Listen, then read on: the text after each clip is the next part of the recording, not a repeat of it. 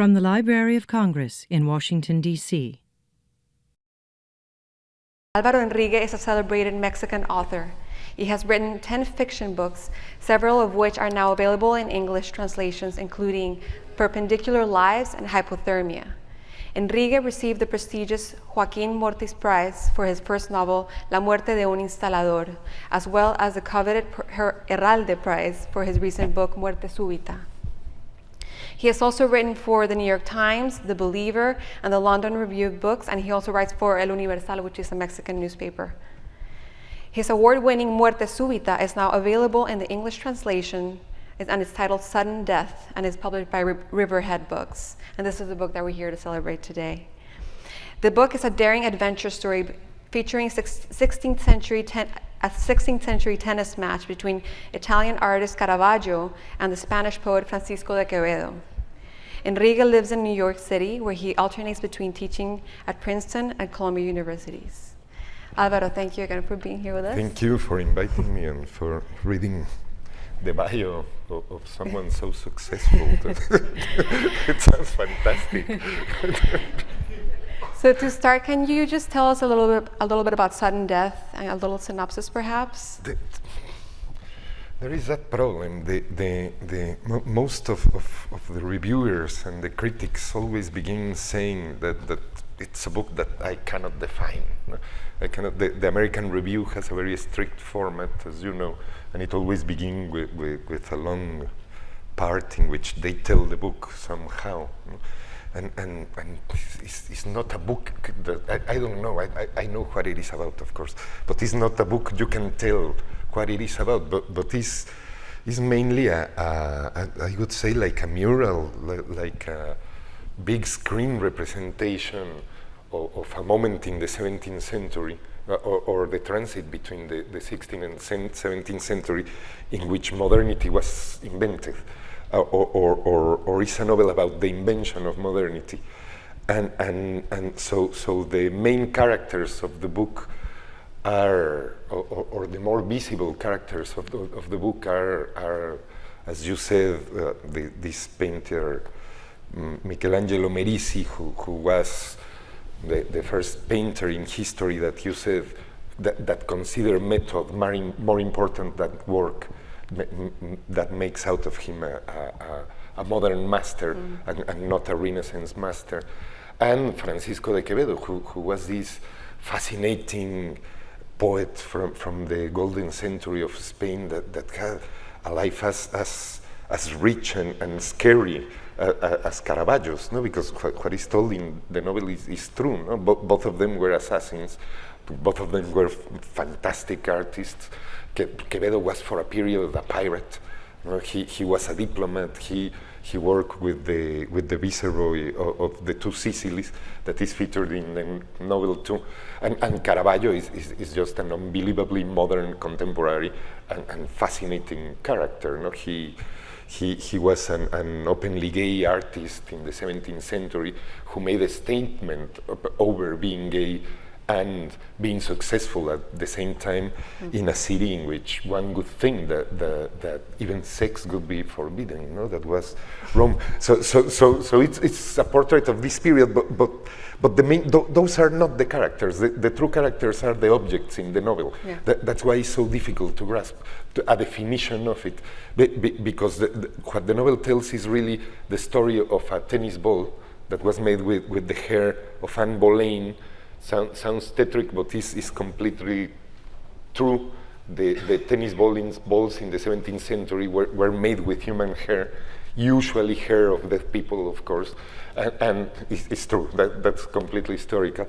And the other object is a work of art made in Mexico in the 17th century that is a scapulary. I don't know if the American culture is knows what a scapulary is, but it's a little image of a saint or a virgin or a god, if you belong to a different religion, I suppose, that you carry with you.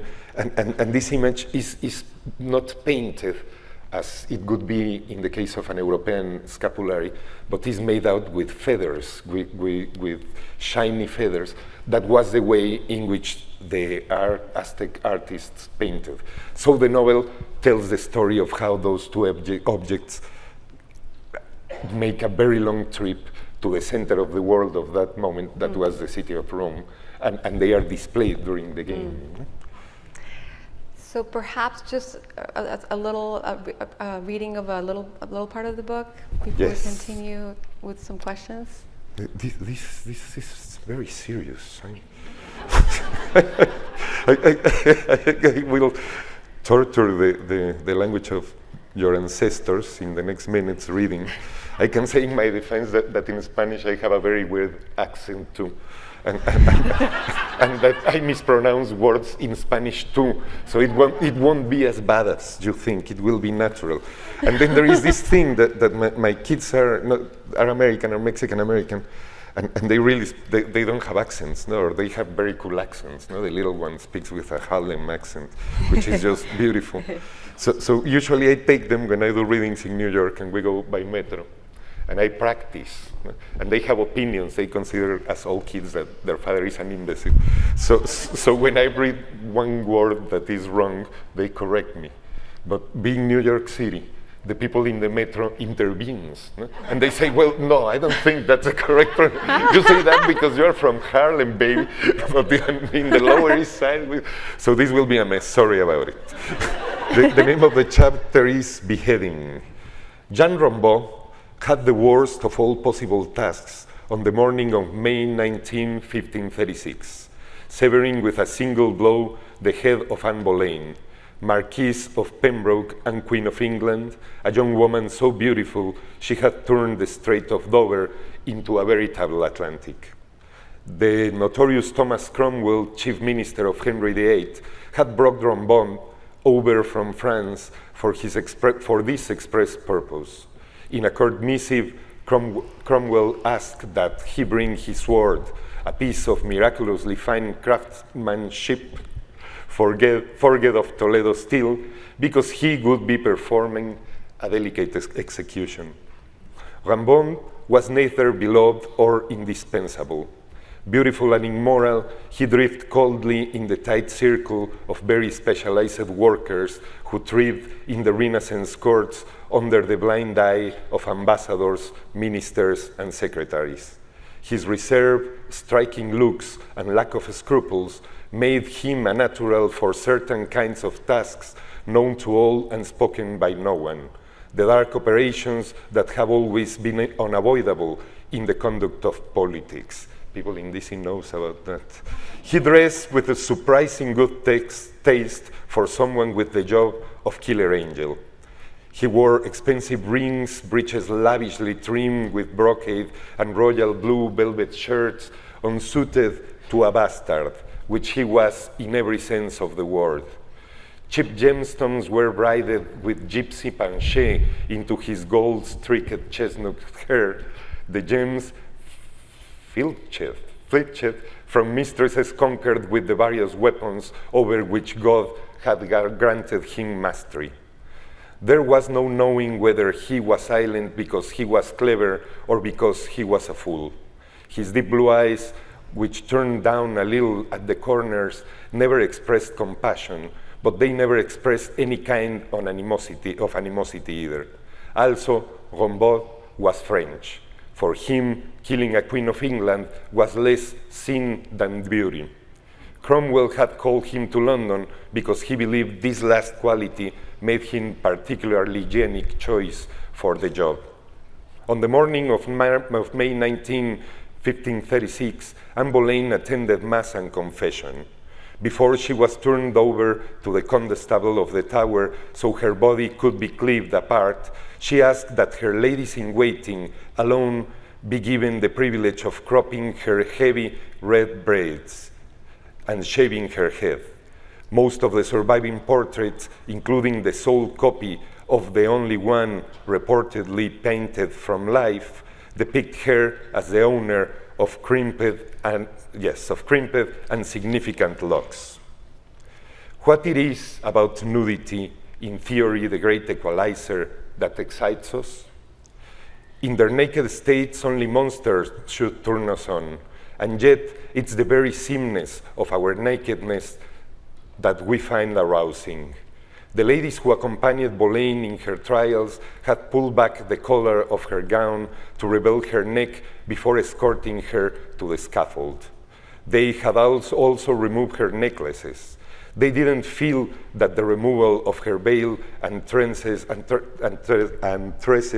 marred her beauty in the least. She was just as lovely with a shorn head as she was with hair. The bluish gleam of her neck, quivering in anticipation for the blow, triggered an emotional response in Rimbaud. According to one witness, the mercenary was kind enough to make an effort to surprise the lady lying there, bare from her shoulders blades to the crown of her head. With his sword raised high and ready to come down upon the queen's neck, he asked carelessly, "Has anyone seen my sword?" The woman twitched her shoulders, perhaps relieved that some chance occurrence might spare her. She closed her eyes. Vertebrae, cartilage, the spongy tissue of trachea and pharynx. The sound of their parting was like the elegant pop of a cork liberated from a bottle of wine.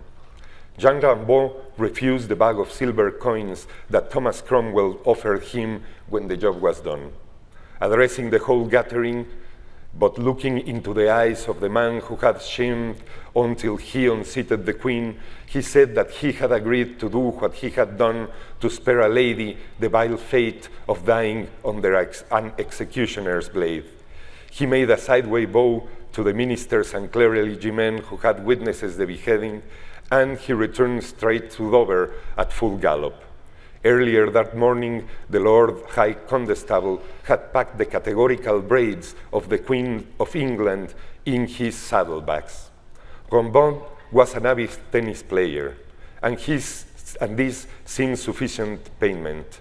The hair of those executed on the scaffold had special properties that caused it to trade at stratospheric prices among ball makers in Paris. A woman's hair was worth more. Red hair, more still, and the reigning queens would command an unimaginable price. Anne Boleyn braids produced a total of 4 tennis balls, which were by far the most luxurious sporting equipment of the Renaissance. Thank you.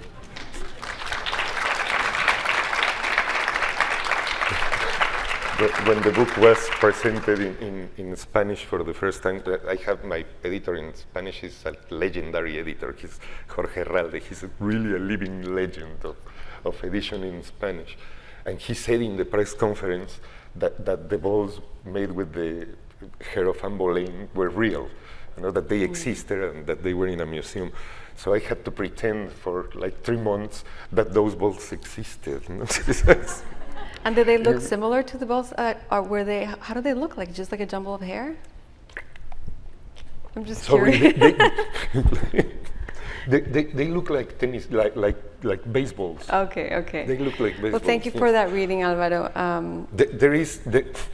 I'm sorry. No. Go ahead, please. No, a few weeks ago, I was invited to London, and I made a reading in the racket club, in the Queen's Racket Club, where they still play this game, the archaic tennis. And this novel begins with Quevedo bouncing the ball, the tennis ball, so he can make a serve. Yeah. And I arrived there, and I had the chance to play this very old game. So they gave me the ball, and I got the racket and drop it, and it stays in the floor because it's like a baseball.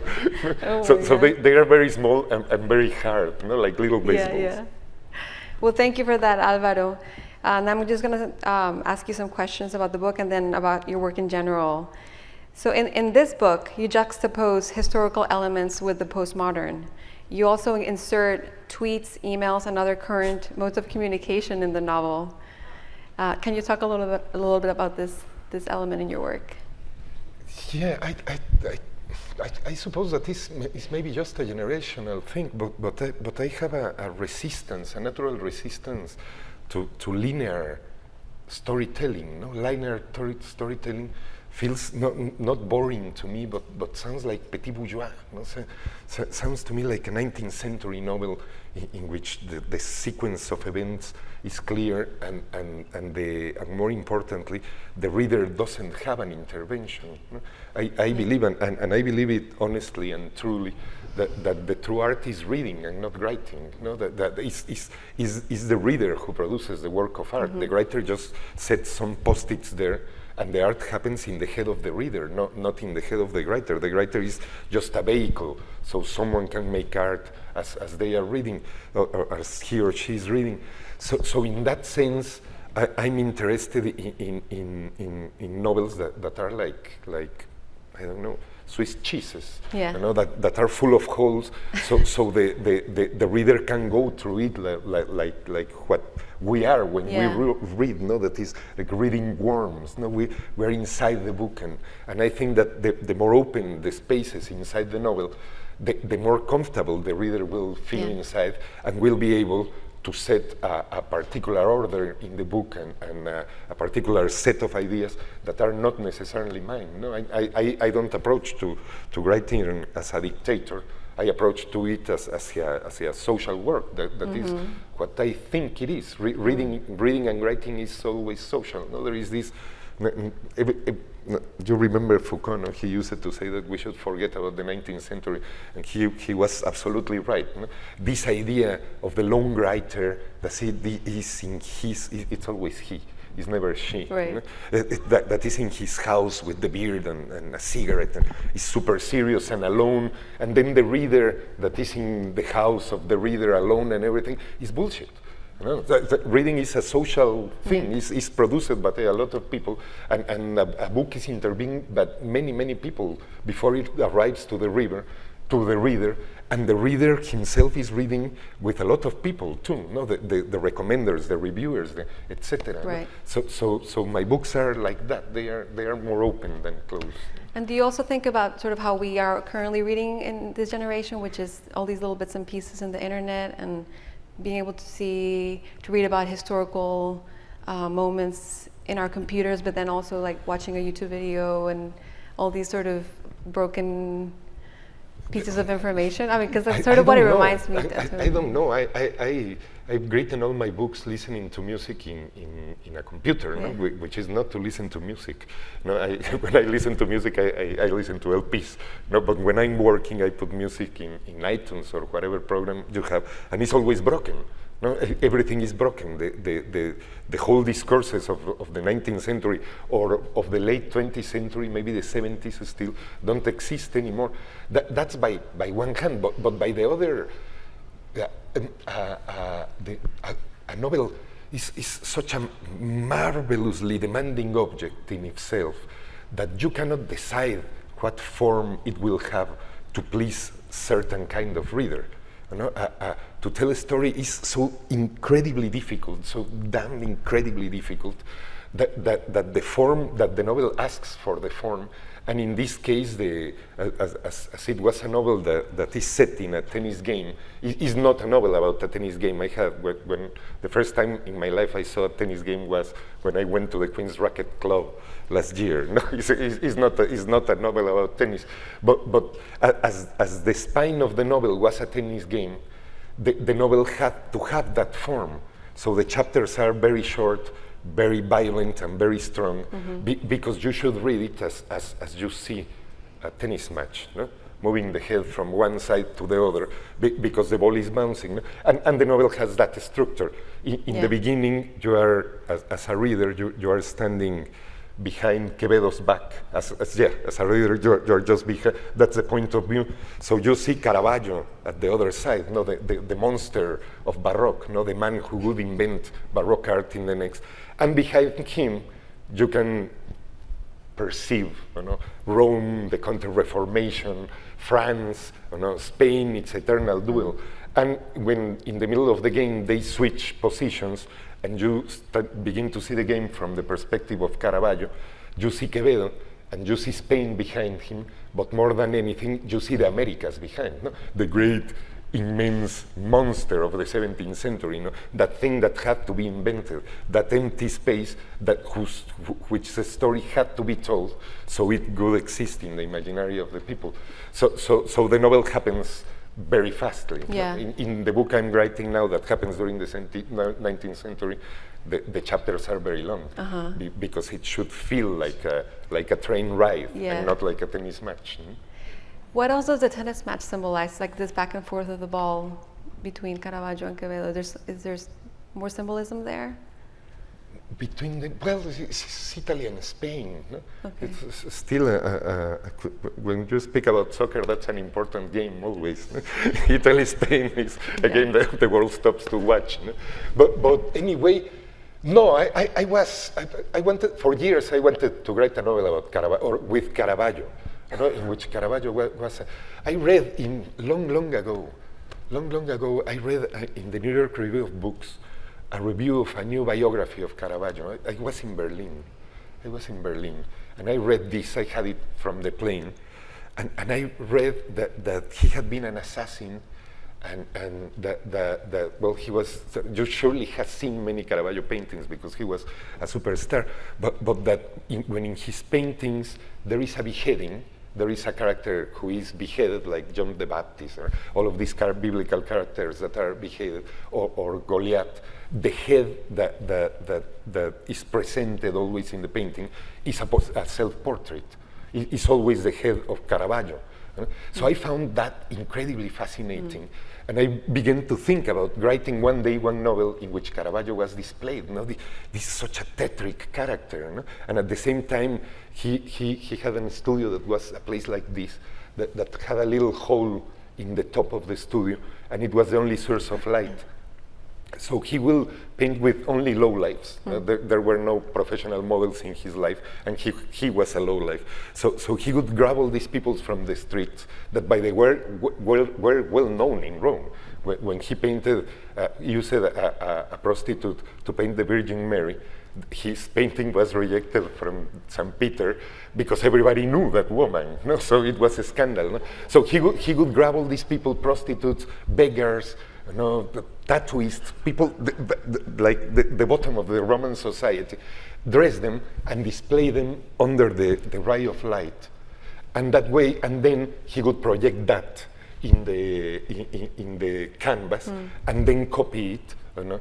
So he was a process artist, no? And what is more fascinating, I think, or what I find more fascinating, is that the work of art is not what is in the canvas, but what he did. No? It was the performance made by the beggars what produced the work of art. The canvas itself was something that you sold to a priest for a ridiculous amount of money because he was a millionaire. No? He became very famous. He was like a rock star. No? So this character was fascinating, and I wanted to write a novel about him. And I read 1,000 biographies, spent years going from museum to museum to watch his paintings. There are not many for, there are only 63, now 64 paintings because every now and then one is found. And not knowing how to write about him, and one day rereading, that's interesting, rereading a biography, the Peter Robb, I think is his name, an Australian art critic, wrote about him. I discovered that he was a tennis player, that before he became a famous painter, he used it to play tennis in the streets for money. People would bet on him as if he was a horse or a high-alai player in the streets of Rome. And I found that when I saw that, the idea of the solitude of the tennis court and the people betting on him as if he was a little animal, and he was the great master. He was about to invent modern art. The novel was set there. Yeah. There was nothing else had to be done except writing that. Yeah. That's great. Okay, the next question. So through exaggeration, humor, and quite frankly, brilliance, I think you're laughing at the way history has been written, and you're kind of laughing at history with a capital H. Is this correct? Yeah, I think so. I think that's the privilege of the novelist. A novelist can work with, I work as a writer, I work, as you know, with archives. I do a lot of research, and I work with historic materials, but they are not historical novels because they are not loyal to history at all, no? And they are not remakes of history. They are mainly meditations on why history with a capital H is a ridiculous discourse that comes from very specific places, you know, comes from the clusters of the universities, you know, and is told in only a very specific way, and that's it. You know? So my novels tend to be a meditation on that. I think that the privilege of the novelist, I insist, is that you can tell. You know? And while you are telling, you can propose different theories about things that may make more sense than how they are told in the academic works of history. Mm-hmm. I am not being critical of historians. I would not be a writer without their work. No, mm-hmm. I'm a reader of history. And how was it to work with Natasha Wimmer, your translator, in the translation of this work? Natasha is to translation what Diego Armando Maradona to a soccer ball. No, she really is. She's a crack. No? She is a monster. She translated Bolaño. She translated Bolaño, right? some Bolaño. She some translated Bolaño. The big ones, The Savage Detectives and 2666. And she has done a lot of work. But it was when my agent told me, no, it will be Natasha Wimmer. I was incredibly excited because I know her work well. I didn't know her personally, but I know her work well.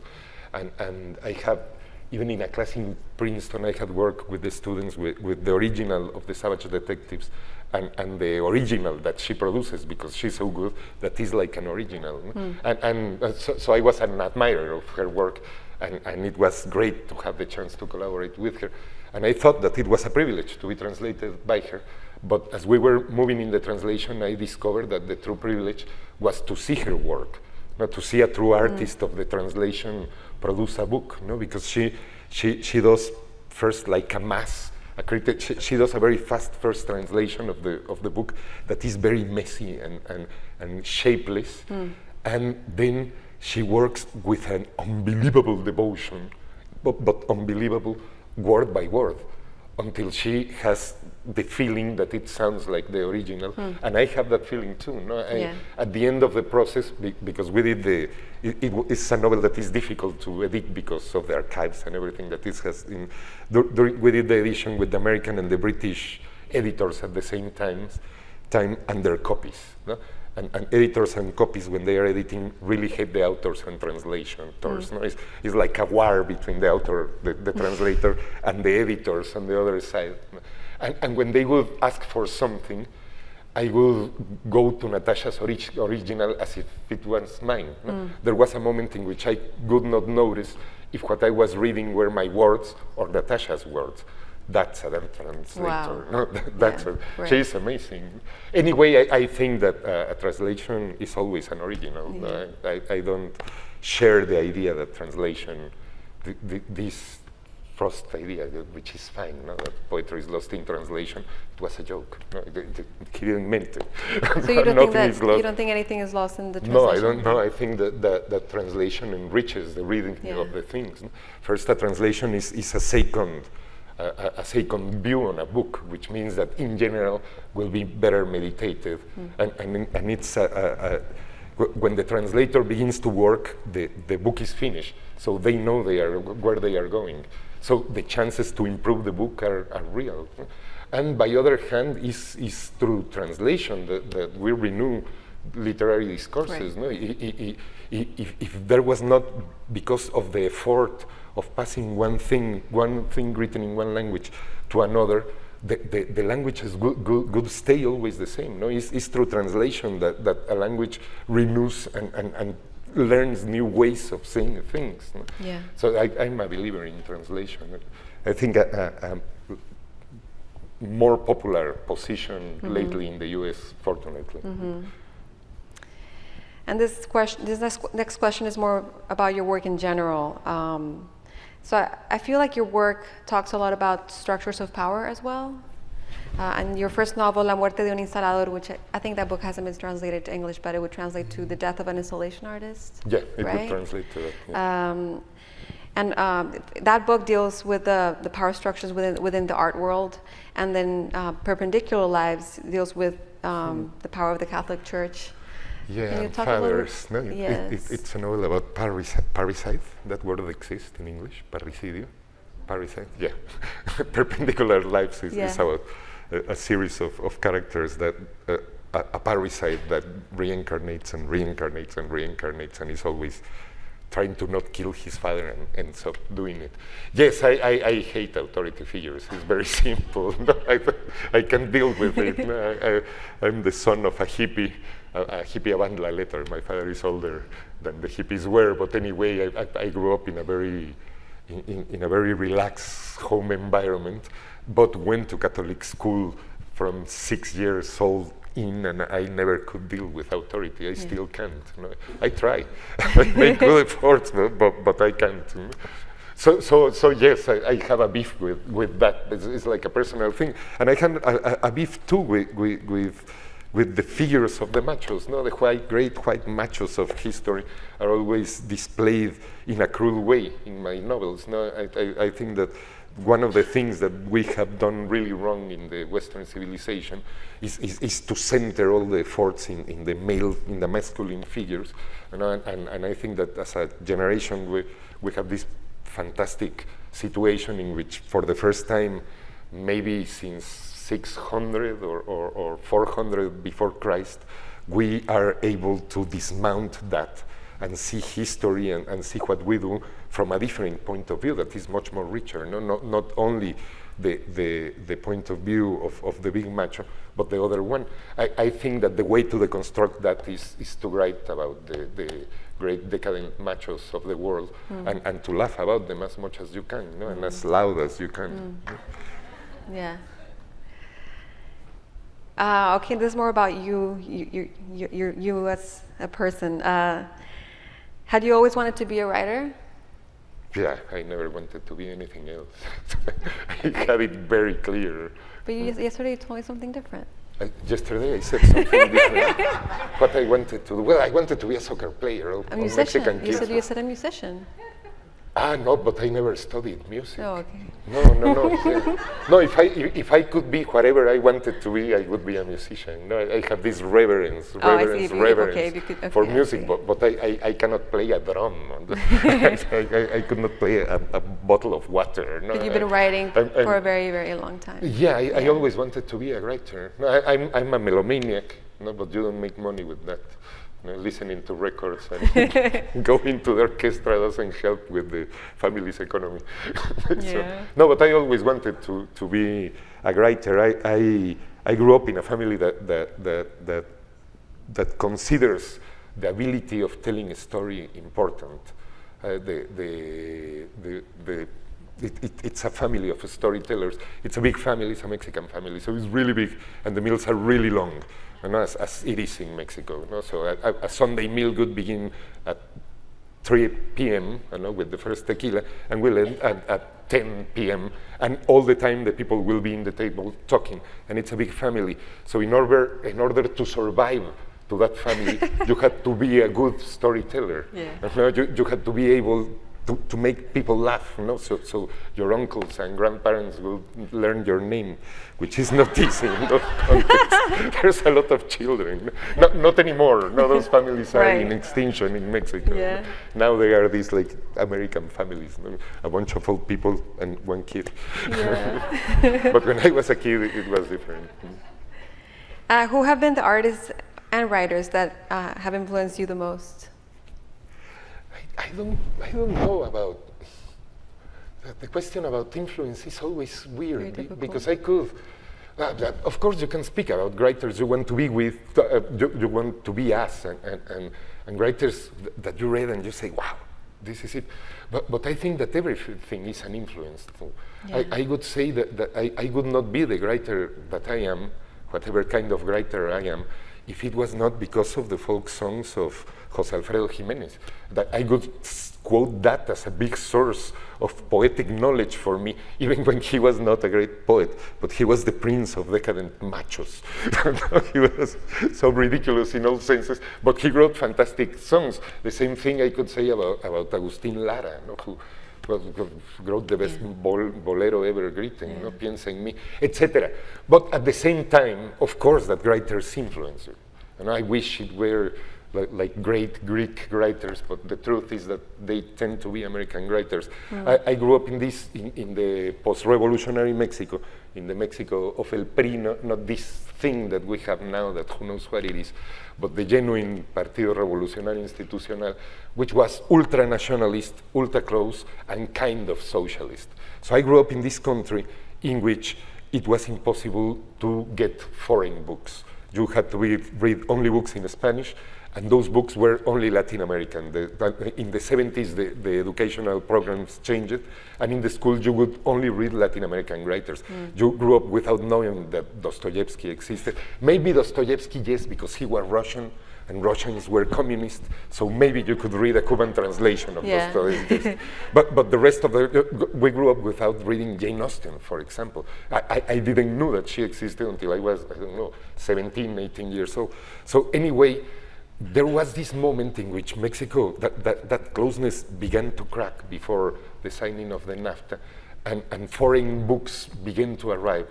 And that would be Spanish and Argentinian translations of literary works of England and the United States. And that drove me crazy.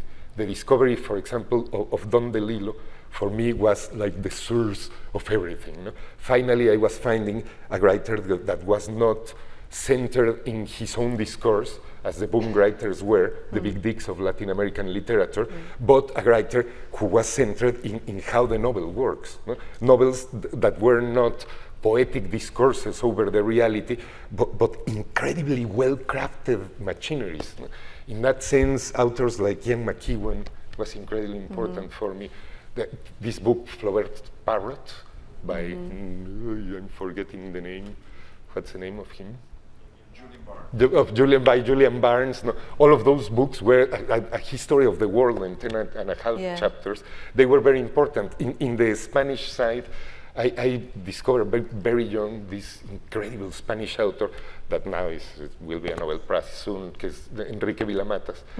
And he was an influence too. No? He was such an eccentric writer, a writer that only writes about writing, but is very fun and very disrespectful of everything. So those were more or less the readings that influenced me, if that exists. Okay, I think we have enough time to open the room for questions. So if anyone has a question, I think there's 2 microphones on either side of the room.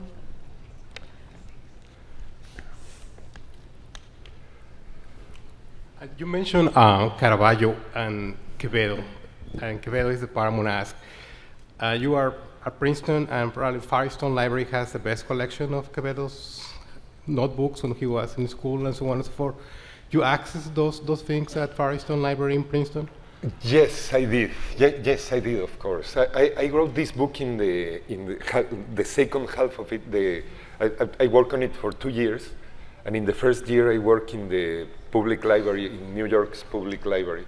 I had the absurd privilege of having a Cullman fellowship, that is 1 year in which the New York Library pays you an incredibly good salary just to be reading there. The theory is that you would be reading and writing, but the truth is that I spent the whole year just reading. And they have an incredible art collection there. And then the second year, I was teaching at the program with fellowship too, at the program in Latin American Studies of Princeton University, and I would work in Firestone all the time. One of the reasons why I always return to the US is because of the libraries. You know, the library culture in the US is just fantastic, but I don't have to say that in this event and in this town. No? I wrote my dissertation in the Library of Congress, and I will always be nostalgic about those years in which I was so poor and everything was so difficult, but I could spend 8 hours a day inside the Library of Congress. No, I'm gonna cry. It's happiness, no, for me. The New York Public Library there's no mythical animal as the Library of Congress. No, there's nothing like that in the world. But the New York Public Library is a good one too, and Firestone is amazing. No? Between both of them, I think have more documents than anything. No? And then I work in other libraries too. I went to, in search of certain documents, I went to Austin, that has the University of Texas in Austin has you work in the Spanish reading room here. No? Yeah, the Spanish reading room in Austin has the best collection of documents about Mexico in the whole world. There is not even in Mexico a collection like that one.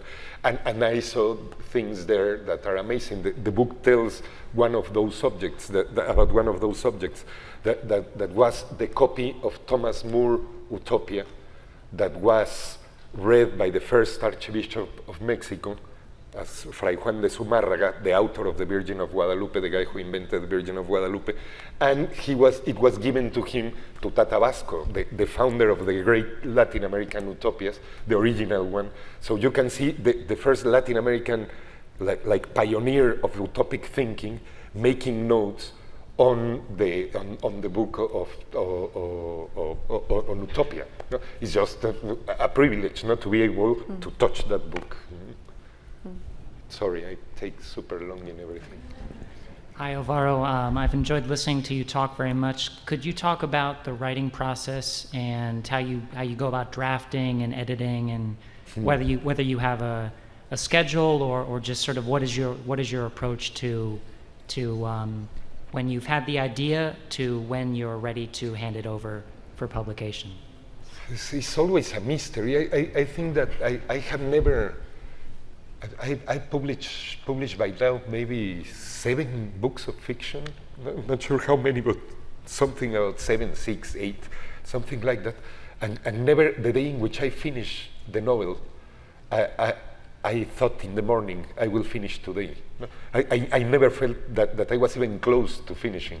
It's just that there is a moment in which you cannot move forward anymore, you know, and that's it. So I don't know. But I work in the mornings. I am a morning person, so I wake up incredibly early. I wake up at 4:30 every day. That's because I have children too, and I teach a zillion classes, as everybody. You know? I'm super smart, so I live in the most expensive and demanding city in the universe. So I need to teach classes all day, and I'm always doing journalism. I have many things to do during the days. So I work for sure from 4:30 to 7. And 2 or 3 days of the week I can keep work longer. But I can never write a word after noon. No? After lunch I'm done with writing, and I devote most of the time to teaching, of course, but to reading. And I spend a lot of time reading too. Other than that, I don't have any method. Or I write by hand in notebooks and with pencils. I have this love for pencils and sharpeners, and so I work, all my novels, the originals, are in notebooks. You said earlier that at the book signing that the English language translation of your current book is a bit longer, and I wasn't sure if you were joking or not. Is that true? No, it is true. Could you go talk more about the translation? I've been nailed for the things I said previously to this. Next time I will be shut up during all the time. No,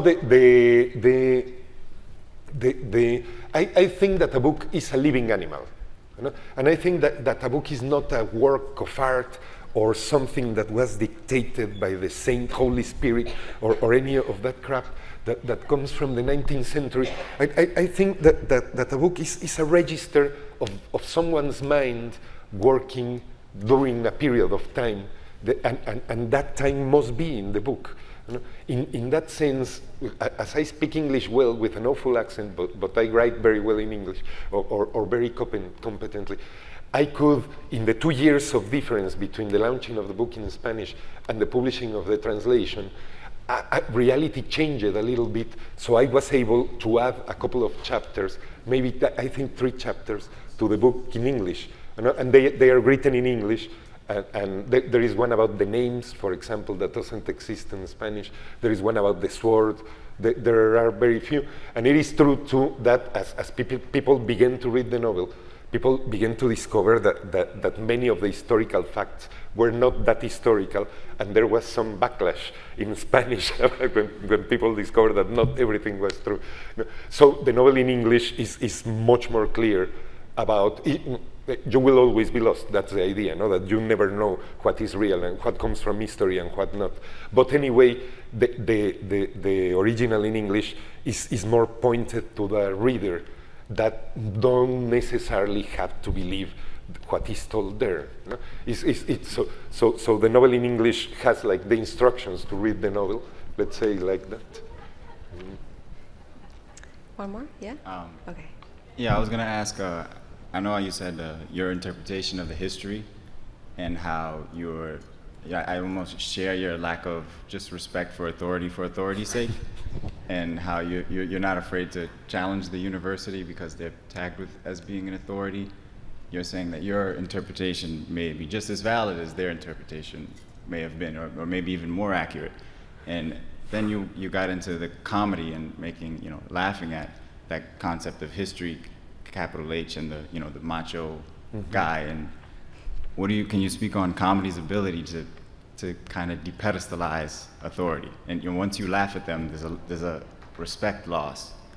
So could you speak on that? Could you say just the question again? Like comedy's ability, like using laughter or Humor. ridicule. Ridicule. Comedy's ability. Yes, Comedy's. so using ridicule to depedestalize authority. I think that is our only and more effective tool to defend against the powerful ones. No, we as citizens live oppressed and destroyed by the institutions, by the paternal figures, but all of these things that are there just fucking with your freedom and your ability to say things and your capacity to have fun and to listening to music in peace. So I think that the only way we have is laugh about them. It's the only thing we can do. Still, the other one is the revolution, but I'm 47. I'm done. No, but I would never recommend.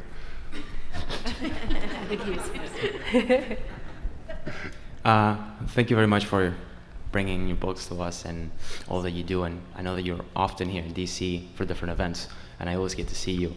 But this is the first time that I'm actually here to see you talk about one of your books. I had a question about Muerte súbita. There's one point in which you interject yourself, and it's clear that it's you thinking out loud, and it's projecting itself through the book, where you say, maybe this novel is about how to tell this novel. Did you realize that when you were writing the book, or were you intending to that be? No, it's always that I have always thought, and it's not myself. It's fiction. It's all fiction. When I was writing the novel, I was thinking in a narrator that is a person with different experience than me. It's a novel about beheadings, of course. If you write a novel about Caravaggio, there will be beheadings all over the place. So I was in the novel. I was thinking in the figure of a Mexican poet whose one of his kids was standing in the wrong place, the wrong day, one day, and was grabbed by some fight between drug-dealing gangs or something, and he had a brutal death, the kid. So I was thinking about the father when I was writing the novel, and I was trying to stand on his feet, to be able to write this novel that I don't know if you notice, but is a person that is tremendously disappointed and depressive, the narrator. I am not. I still believe that there's a way to cure us, and I still believe that I'm not depressed. And when I'm depressed, I drink a coffee and I'm happy again. But anyway, the narrator of the novel says that is something that I believe. I think that what novels are about, that was your first question, is about how they were told. I think that since the Odyssey, all the books are the book and its instructions, or all the books I like are the books that reteach you how to read literature. And that's the wonder of the novel too. Every novel is the first and the last novel that was written, since that's the gift, the enormous gift that Cervantes gave us. So a form that is so free and so malleable that every novel will be the ultimate novel. No? Every novel is always experimental because it cannot be equal to any other. That, all of that is there, of course, in the voice of the narrator. But I had problems with that because that paragraph that is quoted always begins saying, I don't know what this book is about. That. And imagine what the very resentful reviewers of Amazon can do with that sentence. My pages are full of people saying, yes, you dude. I think you're your own best critic, though. Thank you. Unfortunately, we ran out of time. Oh, no. Yeah. Rapidísimo. 3 seconds.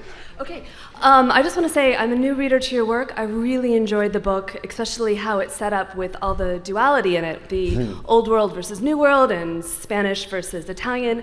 I'm really looking forward to reading more of your work, and I want to know what is available for me that has been translated and what is kind of in the translation process that's still coming. I spoke about the translation process. The only book that you can get in English. It's Hypothermia. It was the only one I was able to find. Hypothermia. That is a very fun book about, and this would touch in 2 seconds, the problem of translation. Hypothermia in Spanish is a novel, and in English is a book of short stories. It's a mystery. It's a total mystery. I don't know how that happened because I read English perfectly and I work with my translators and I work in this one. And somehow Hypothermia in English is a short stories novel, but you can read it too as a novel. The original one is read as a novel. It's just that the characters change, but the time evolution and the way in which their lives keeps going is always linear as in a novel. No? I'm officially requesting more. Thank you. I will give you the email of my publisher. I will be very happy. Thank you so much, Alvaro. Thank you. Everyone for being here. This has been a presentation of the Library of Congress. Visit us at loc.gov.